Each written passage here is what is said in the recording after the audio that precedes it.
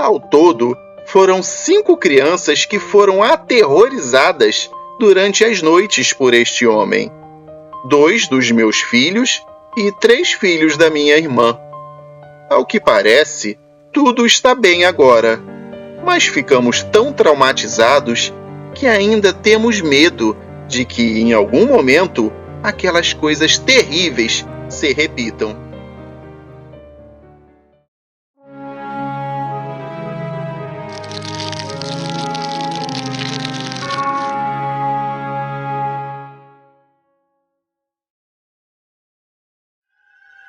Antes de começarmos a falar sobre esse caso, não se esqueça de se inscrever no canal, compartilhar o vídeo com sua família e seus amigos e, é claro, deixar o seu super like para nos ajudar.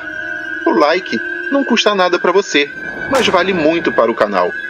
Muito obrigado e vamos lá!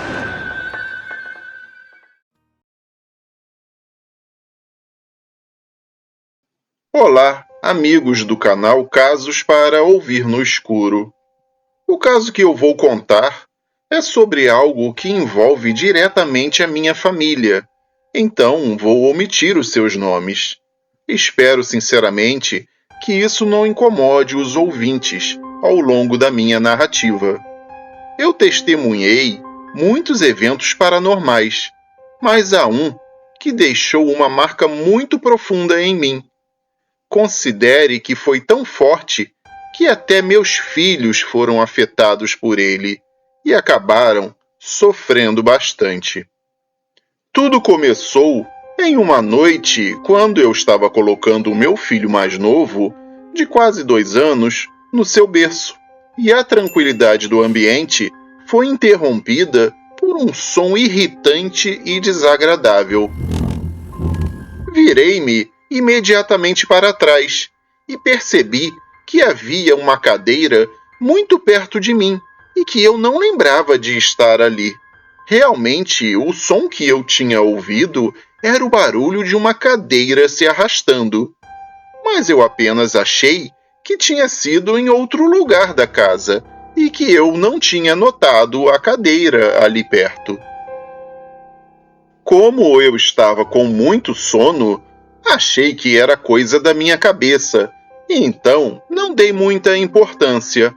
Porém, isso começou a me assustar depois de alguns dias, quando eu me dei conta de que em todas as noites, quando eu colocava meu filho no seu berço, saía do quarto e fechava a porta, eu ouvia o mesmo som. A gota d'água foi quando eu vi, com os meus próprios olhos, por uma brecha na porta, a cadeira se movendo sozinha pelo quarto. Eu pude vê-la claramente, sendo arrastada como se alguém a estivesse empurrando. Isso quase me matou de susto. Pelo que eu pude perceber, ela sempre se movia na direção do berço e ficava de frente para ele. A primeira coisa que eu fiz foi afastar a cadeira, colocá-la perto de um dos cantos do quarto e virá-la na direção oposta. Saí do quarto, esperei um pouco e voltei. Naquele momento, eu já estava até me sentindo aliviado quando percebi que nada de estranho ocorreu. Então apaguei a luz e de novo saí do quarto silenciosamente. Quando finalmente estava indo para o meu quarto, ouvi outra vez aquele som estranho do outro lado da porta. Voltei imediatamente e percebi que tinha acontecido novamente. A cadeira já estava na frente do berço e a uma distância muito curta. Meu filho mais velho saiu correndo do seu quarto muito apavorado. Acho que o som da cadeira sendo arrastada tinha sido mais alto dessa vez, e ele acabou ouvindo também. Foi a última vez que isso aconteceu, pois logo me livrei daquela cadeira.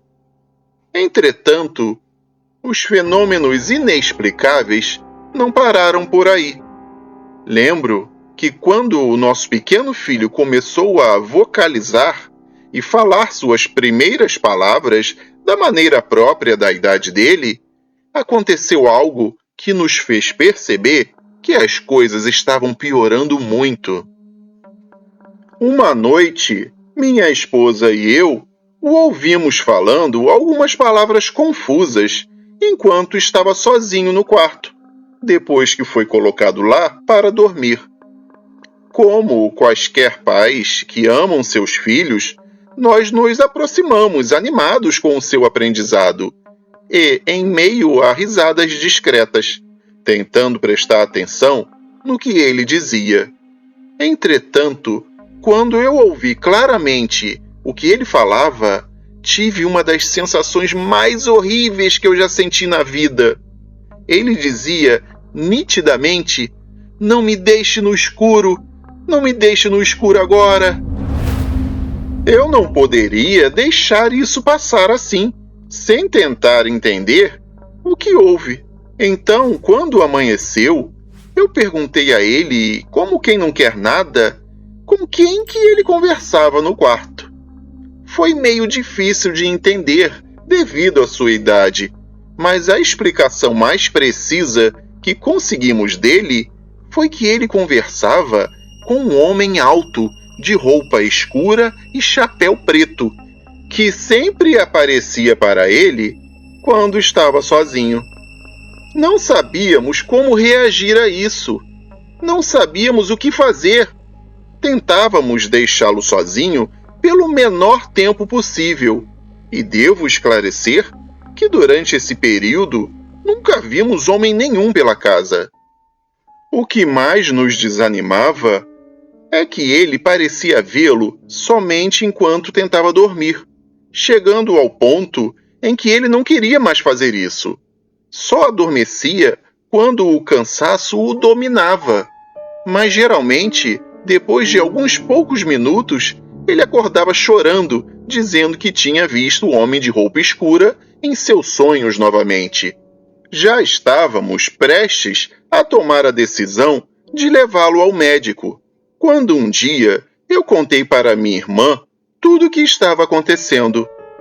Nesse momento, percebi que tudo era muito mais complexo do que eu pensava, pois ela me disse que seus filhos também haviam se tornado vítimas das aparições de um homem com a mesma descrição que eu lhe dei. Sua filha mais nova sonhava com ele constantemente, ao ponto de acordar chorando, assim como o meu pequeno. Ela também desenvolveu um forte medo quando chegava a hora de dormir, e foi necessário a intervenção de um psicólogo para que ela melhorasse. Depois de pensarmos inúmeras vezes no assunto, minha irmã e eu acreditamos ter encontrado uma explicação um tanto incomum e incompleta, mas que serve para nos dizer a origem das aparições deste homem. Minha irmã lembrou que quando éramos crianças, tínhamos um vizinho que costumava se vestir daquele jeito, sempre muito formal, com um terno escuro e um chapéu preto.